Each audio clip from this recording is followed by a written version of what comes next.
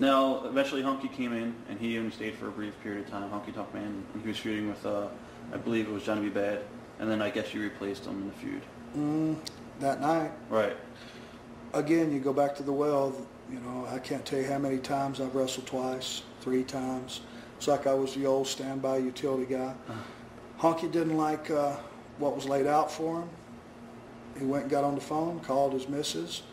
She said, I don't like it either, come home. And he went home. They were scrambling. They had nothing to do.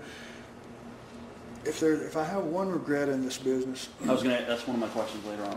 But well, I'll just cover it now. If I have one regret, it's the fact that I've always been looked at as middle of the road, never a top guy, upper middle guy, top guy, but not a top guy. They have never needed me until they needed me. And then when they needed me, it was to fill any void, whether it was the top void, the bottom void, and to be taken for granted until they're really in a pinch, and you go out and you pull one out for them, because I wrestled twice that night. And to pull one out and do it every time for them on a consistent basis and never have anyone, and I've had it said a couple times, and I won't go into that, to just say, hey, you know, I was wrong about you.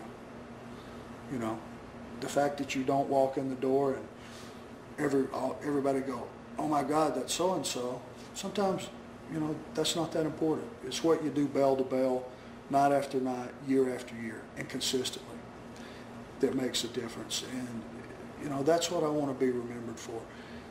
The guy never gave the best performance in the history of wrestling, but he never gave a shitty one either.